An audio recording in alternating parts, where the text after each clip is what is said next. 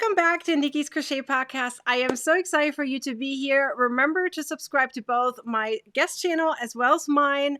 And remember, you get to know the designs from a totally different perspective. And today I have a Jen Hayes here from Jen Hayes Creations. I am so excited for you to be here. How are you doing? Thanks, Nikki. I'm excited to be here.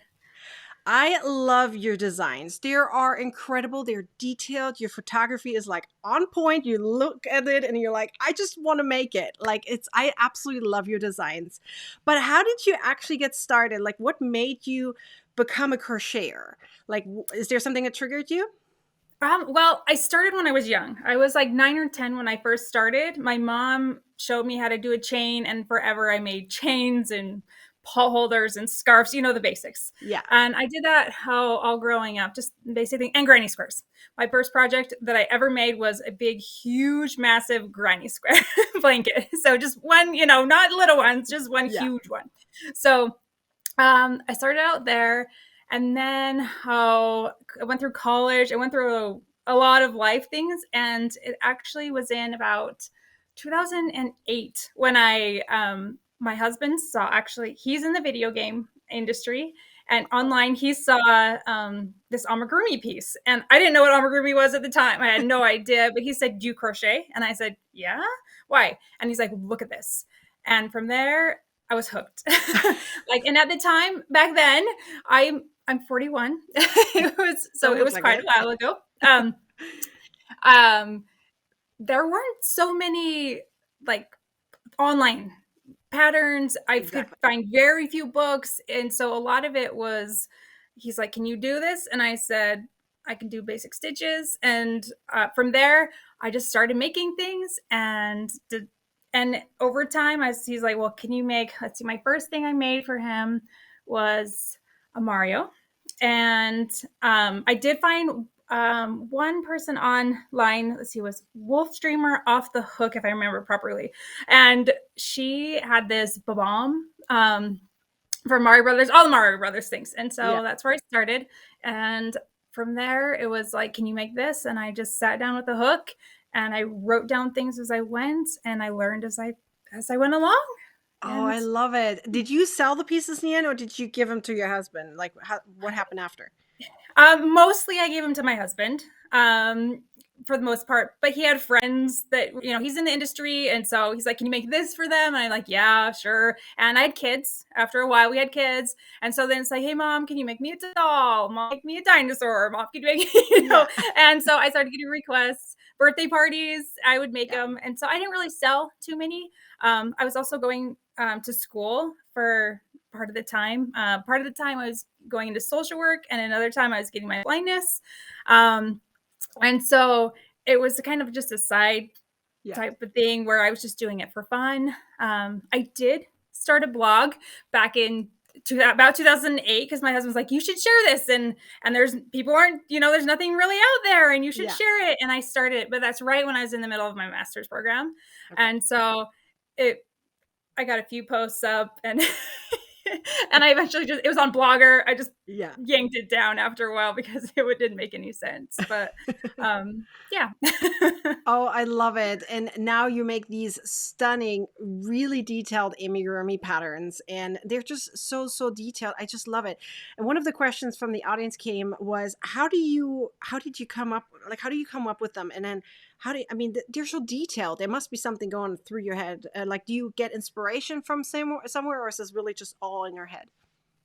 It's a combination. Like, I get inspiration from all around me. I'm at the store and I see, there's trends that are happening. And right now, like, I've been making a ton of gnomes. My husband jokes, he's like, "You're going to be known as the gnome lady." And I was like, maybe that's not a bad thing. I don't know. But, so you see them around. It's the holidays or whatever. And you know what? I think as you design over time, it starts to become like another language in your brain. And it's like, okay, if I did this, it will bend this way. If I do it this way, it'll go this way. And so just playing around with that as I design, I that's, it's just, and I do often try when I have an idea, I'll start out with a sketch. So Yeah. if you can get it sketched out as well, it's going to give you the basic shapes. Yeah. And then I sit down. I used to do it with paper and pen, and since the several years, well, I started doing it on the computer just right from the beginning. It saves Yeah. time. Oh, big time. But yes, a ton of time. And so I sit down and I just make sure I type it out as I go along, make changes and adjustments as I go. And then um, kind of the process from there is I do it once and then I go through it totally once again Hmm. afterwards to check my work, to check my numbers, to Yeah. check to make sure I wrote everything down properly.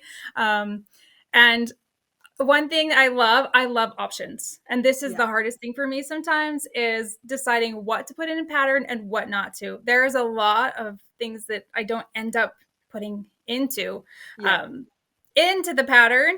But I often have options because I can't decide between one thing or another. So I'll change the colors or I'll Yeah. let it have long hair or short hair options. And Yeah. my audience has said that they like that. So I'm hoping that I'll continue it as long as they're not complaining that it's too confusing to read through things. But Oh, no, I no. haven't had that issue. So Yeah, some designers even put like all their modifications just in a PDF pattern and then have just one specific one on their blog. And some people just put everything on their blog. I love options. I love modifications. So, and yours are really, really pretty and really cute. But talk about the photography because, I mean, yes, it's amigurumi, so it's usually a little easier to take photos of than, let's say, yes.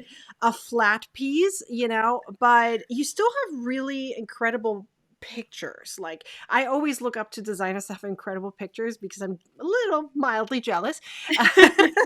But that's why I always ask, like, how do you like what goes through your mind when you do these photos? Like, do you get it? Like, did you learn it somewhere, or was that just a progress that you evolved into? It was progress. It's still progress. It's and it's fun. I think I love creativity and I love a variety of like crafts and creative things. And so I've always wanted to do more photography things. And so I just started doing it. And I have a studio kind of, it's a room in my front room that is designated as my office. For better or worse, it's right there as you walk in the door Yeah. to my house. And so this is Nice it. showcase. Here's my yarn wall. Welcome to what I do. Yeah. But there's a big window. And Yeah. so there I have a table set up and I just have certain backdrops. My husband is super supportive. So when I need an extra, like he does woodworking and things, when I need an Mhm. extra like shelf or something, he might help me to make it. I love that. um, so, and I just try and reuse those things and Hmm. watch for a bright day that makes sense where it's not casting too many shadows on the table. Yes. Take progress pictures as I go along, and do my best to. I just try and like pull things rather than have a ton of different props. Yeah. I just pull yarn and hooks and what I have at my house. And if I come across something at a rummage sale or whatever, I'll snag it too. But yeah, I love that. I love that. I should, for me, is my problem is that I have my little corner. This is a corner of our master bedroom. So I crochet in the living room or family room, right? But if I have to take progress pictures, I have to like go upstairs and then just yeah, do it. I'm like, oh, I have to set it up again. So sometimes I have to redo my things too, just to be able to take progress pictures because I'm too lazy yes. to go upstairs and take pictures at that moment. I'm like, really? Do I have to? But yours are really pretty, and I love your backdrops too. I assume that you bought those backdrops because they're gorgeous. Like they're really pretty. They come together nicely. Yeah, I have a variety of different of things that I use. It's actually like wooden panels and just wood planks, and I kind of keep it kind of neutral in that regards Yeah, as the main background.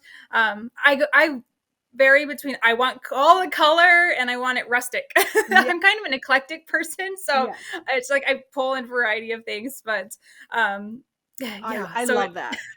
So, how often do you publish a pattern? Because I went kind of through your blog and I noticed it's about one pattern a month, roughly. Because I assume it takes you a long time to get really this. I mean, it looks perfect, right? yeah. You must be perfectionist when it comes to these things, right? But does it take you a while to get these patterns finished? It does, and part of that is just the design process of it Yeah. taking a long time, but, a little bit background on myself. I have a son who is deafblind.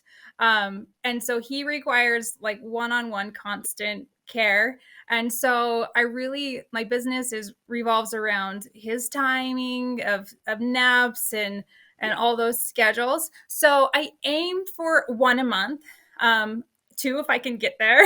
During COVID, Yeah. that was crazy. That was like not in school, no respite, no. Yeah. So honestly, that was a little different right there. But as I come back in again, yeah, my aim is for 1 to 2 patterns a month. But quality, making sure they're right, is Oh, yes. always trumps. Like if I can't get it, then it just goes to the next month, Yeah. or maybe the next year if it's holiday. Yes, It's like, do totally. you want it late or super early? I love that. Do you have videos that come with it, or do I you? don't yet. That Okay. is actually where Jen Hayes Creations is headed. I want to Okay. start doing video. I had planned, like I said, COVID threw things Yeah. out, the business out the window for a little bit. With, I was still doing things, plugging along, posting, but yeah, that's where I'm headed next is having videos that show stitches and go along with the patterns. And that's the biggest request that I receive. Well, And that's where I hope you at some point also have a book or ebook maybe, because I feel like, I mean, ebook is a little bit easier to set up, so hopefully you have that at some point, because I feel like your creations should be like packaged up and just like sold, because I feel like they're just so beautiful. Like just on a blog, they need a little bit more attention in my opinion, because they're so amazing. So thanks, Nikki. hopefully That's you will at some point. I hope so too. I have plans. I do. Like I have a list of wonderful things I Yeah. hope in lifetime, and a book is one of them. I'll be honest, at Okay. least one. Wonderful. Have your kids ever inspired you to make something? You mentioned your husband. What about your kids? Have they inspired you to do something? Oh, for sure. I could stay with designs from their list. My girls are teenagers now, so they don't ask for as many amigurumi as they used to. It used to be dolls and teddy bears, and they're the newest fan art piece, which Yeah. I started out enjoying in fan art, making game pieces and such. So there's my husband still requests, my girls still request. But now sometimes it is, Mom, could you make me this hat or this scarf or this, and I do that a little bit too. I enjoy it, or blanket. I don't make garments as much, Yeah. but sizing, that intimidates me, I'll be honest, a little bit, Oh, yeah. getting it all right. But yeah, kids definitely have, or friends, even their friends. Hey, Mom, Yeah. my friend likes wells. Can you make a well? I was like, okay, yeah, sure, I can. I I can. love it. Just Do you give me some time. turn do you turn all those ideas into patterns? Because I assume some of them with licensing you probably can't, I assume. And then some of them, do you turn them immediately into a pattern, or do you just make it for fun in that case? That copyright is a hard thing. It is, especially when it comes to fan art. And so Yeah. I started doing a lot of fan art, but anything that I've done on fan art, I do not have a PDF for. I've said, you know what, that's tough. And I have stopped. Most of that, I do just do that on a one-on-one basis, Yeah. and I don't promote it as much as I love it. Yeah. So yeah, most of it is my original just designs coming from my head. Oh, I love it. That's Go from there. amazing. So, do you get inspired from your audience too? Because my audience always gives me ideas. Like, you could do this, you could do this, or you could make a modifications for this or something. Do you get inspired from them too, or to make something? Most definitely. And I love recommendations from my audience. But I always say, you can give me a recommendation. I'm glad to like write it down on my list. I don't make any promises as to Yeah. when it might happen, Yeah. or if it will happen, because like my Exactly. list is long. Um, and but I do love it. And I have made my witch gnomes recently. Was actually way fun, because right as I was designing them, I got several people that said, hey, do you think you could make a witch gnome? And I was just like, yeah, keep posted. I'll I keep you love posted on that. that one, but just watch your for the newsletter. It's coming. Oh, I love that. That's amazing. But when it comes to colors, do you pick according to your previous style, or is it according to the actual thing that you're making? So, for example, you mentioned a whale. Would you then go with the rustic colors, or would you then go because a whale has different kind of colors? Like, what? How do you pick your colors? It varies depending on what it is. I do love that rustic look, but I also love the colors. Yeah. So sometimes I will do both. I'll do the first draft in usually what I'll do is I'll look at it and I'll be like, okay, I would like it, in these rustic colors. And is that going to photograph better for progress Hmm. pictures? Or if I take these bright colors, is that Yeah. going to photograph better? And so I'll do the first draft because the draft may make it to the blog and it may not. Yeah. So I'll start out with that. It's often just depending on, like, I'll think about, okay, what colors might this be? What's traditional? What's Yeah. not traditional? What would make it super fun? To make it stand out a little bit. Yeah. And so it varies a little bit. I'm not particular with a certain yarn brand or certain yarn colors. I do try and keep it within the same line. If I'm Yeah. making, like, if I'm using the Cron Simply Soft or Red Heart or the Yeah. Brava, or I try and stay within for the most part, unless I'm like, oh, this needs some fluff here. And, Yeah. so I will go out of it. But because of the differences in the weights of Yeah. yarn, sometimes even amongst worsted weights, I try and keep it, pretty within the same brand, Yeah. within the particular design. Yeah. I was about to actually ask you, do you have a specific yarn that you seem to tend to go to the most? And is it worsted weighted yarn that you seem to use a lot? I do. And it kind of depends. Like, there's a lot of patterns that I have that I don't have posted. I've made over the years. And so I honestly, when I'm making something super detailed, I love a decal yarn, but a lot of what's on the blog for the most part, I believe, is worsted weight yarn. And that's, so Yeah. yeah, is what I go to mostly. Yeah. Um, but I also love a good, like, crochet thread. Yeah. I love to take over time, like, I'll take one of my designs even and just to miniaturize it even more, Love it. do it in a crochet thread. But That is so really cool. And I always love these miniature ones. I never understand how they get them so perfect because yeah. it's like I can barely hold it. I don't know if it's my nails, but I think just the idea of making it so tiny, it's like I don't even know how you hold the yarn. It's like like Yeah. the piece, like what? I think it's amazing, really Yeah. amazing. But do you have some tips for amigurumi, or let's say for beginners of amigurumi? Like, do you prefer yarn under versus yarn over, or do you stick with yarn over? But here are some additional tips that you can give those who want to, throw themselves in a deep end and try to explore some amigurumi. Yeah. So I would say one of the first things you want to try and learn, you don't have to. I always write, actually, into my patterns, I write two ways of doing it. I would say learn the magic ring. Yeah, That will make that initial hole tighter and yeah, smaller, and it just looks nicer. But if yeah, not, crochet two, put all your loops in there. exactly. Um, and so that's one of the things.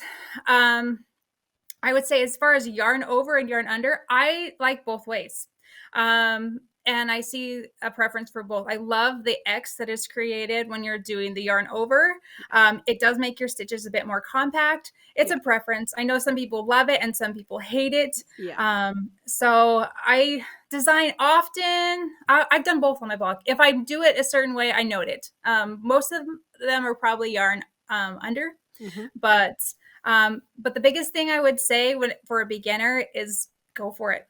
yeah, Try. If you want to make a pattern and you're inspired by this intermediate pattern, like, expect that you're going to fail a little bit, and yeah, failure's just something that happens. That's part of life, right? That you learn from it, right? And keep going. exactly. And so just keep going, keep trying, watch the videos of the techniques you don't know, Yeah, and just go for a try, and your first one, your yeah, first few, first several, they're going to look sloppy. You're yes. going to go back years from now if you keep it up, and you're going to be like, can't believe I made that.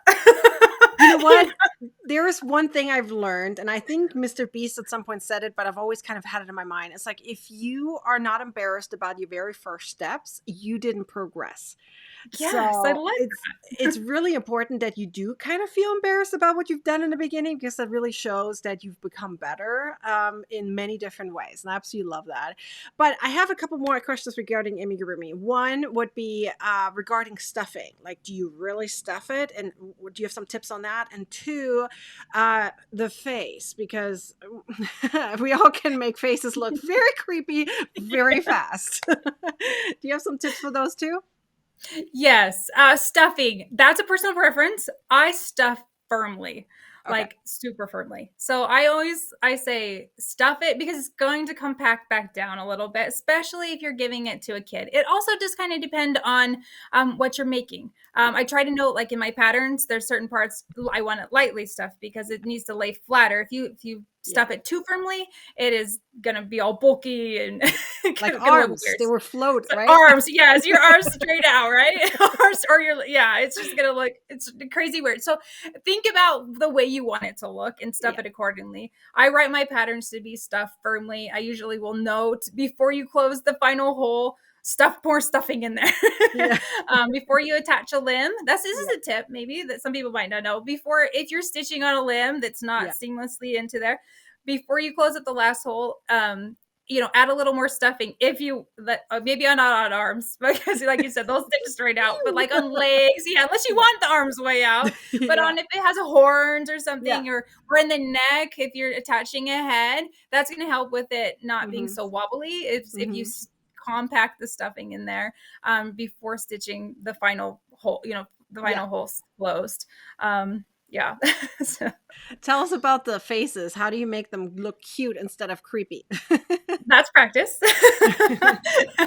It is a lot of practice. I want to do more dolls actually, and part of it has been I want to make sure that I'm doing more videos to show the face. A lot Yeah. of it is practice. A lot of it also, like, just remember that you can take it out. Like if you make a Yeah. stitch and you don't like it, it's annoying because you got to needle out and pull Yeah. the stitch back out, but you can redo it as many times as you need to. And sometimes just practicing, I like embroidery, and so that has helped, Yeah. just the different skills, practicing um on a piece of cloth before you put it on. I Yeah. mean, it's three-dimensional often. You can do a Very true. flat like ragdoll amigurumi too, Yeah. which sometimes that helps. Yes. But yeah, also um rather than using yarn to embroider the Yeah. face, I will use embroidery floss. Yes. Or I'll pull strands of my yarn apart, so there's Yeah. not, instead of four strands within the wound together, I'll pull like two Yeah. out instead of having the four, so it makes it thinner. Yes. I think that helps as well. Okay, perfect. I love these tips. I recently made, that's not recently, but close.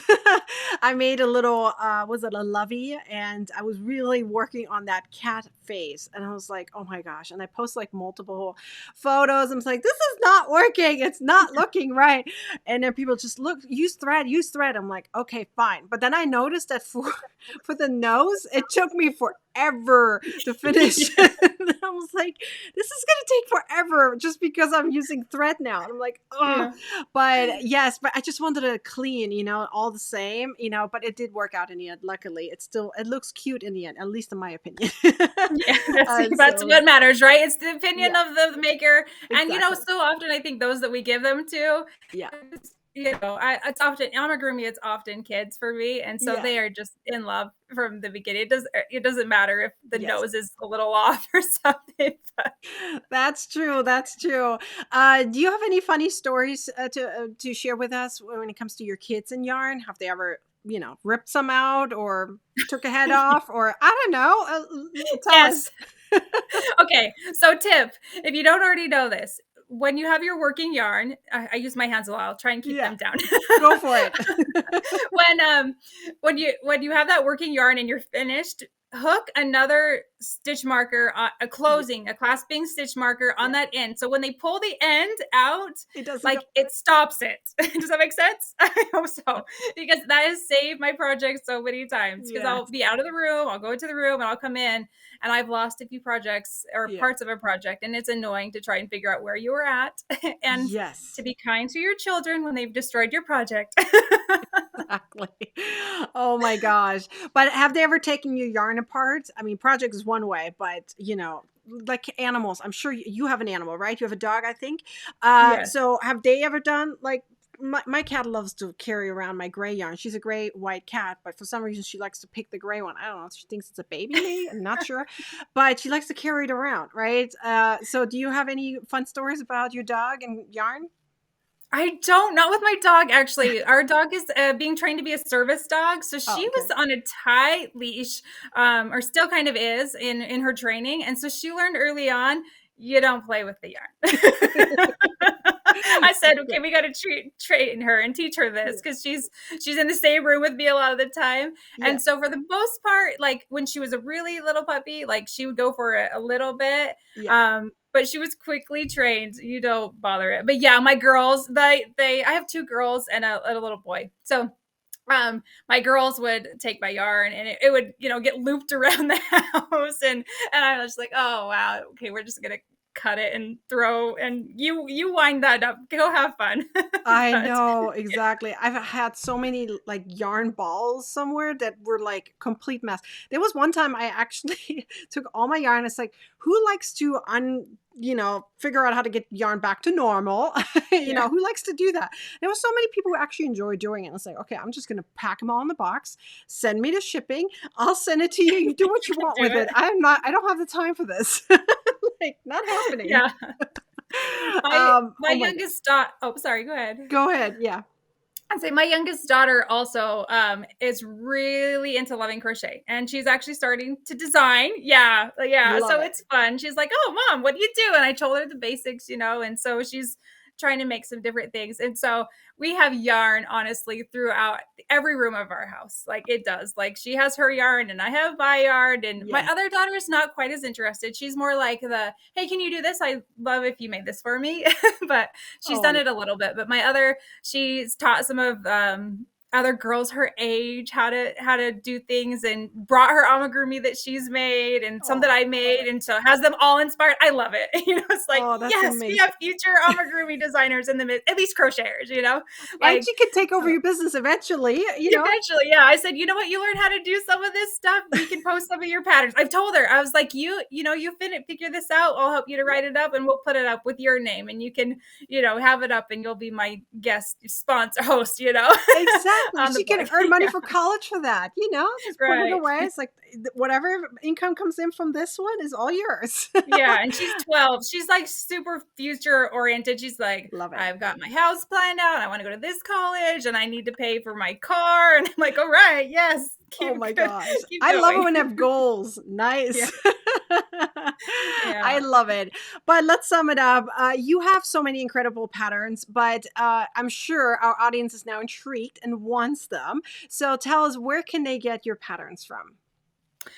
You can find them for free on the blog at jenhayscreations.com. They're, there to be able to view for free. You can also find them on Etsy and Ravelry if you're looking for that inexpensive PDF pattern. Wonderful. I'll leave a link down below so anyone can grab it. Thank you so much for being here. Thank you for being a guest on my podcast, Jen. I really, really appreciate it. I had so much fun. I could talk even longer with you. Thanks, Nikki. Appreciate it. It's been fun. Thank you. Bye, everyone.